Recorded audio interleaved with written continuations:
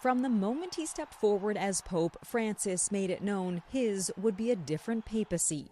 Buonasera. A simple good evening in casual Italian signaled change. A pope of firsts, the first Jesuit from Argentina, the first from the Americas. Born Jorge Mario Bergoglio, the son of Italian immigrants.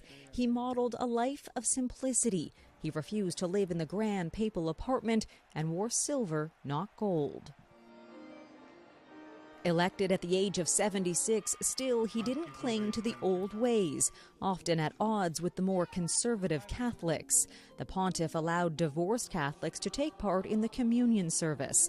Francis insisted everyone deserved respect and love, allowing Catholic priests to bless same-sex couples, but keeping it distinct from the sacrament of marriage.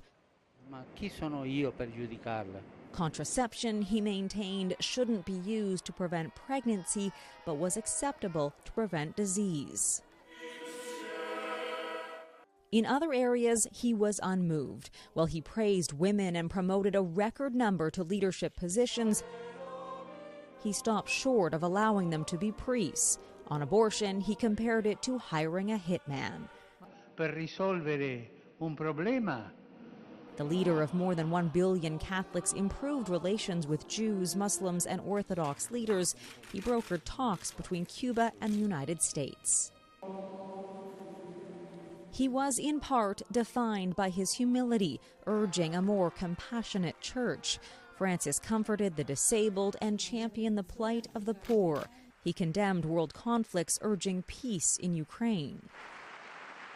Denouncing President Trump's deportation policies, he pushed for better treatment of refugees and warned of suffering because of climate change. Under his watch, the church handled clergy sex abuse scandals. Decades of cover-ups and systemic failures came to light during his papacy. In a letter to all Catholics, he wrote, "We showed no care for the little ones. We abandoned them." Ordering a first-ever Roman Catholic summit on pedophilia and introducing new reforms. To generations of Indigenous Canadians, he apologized Nel chiedervi scusa. for the abuses they suffered in Canada's Catholic-run residential schools. Repeating it again during an historic week-long visit to Canada. Pido perdón por la manera. Near the site of 2 former schools, Francis called the forced assimilation of Indigenous children a deplorable evil and disastrous error. He maintained a tireless schedule even as his health started to drastically decline a couple years ago, battling influenza, falls, knee pain, and most recently double pneumonia.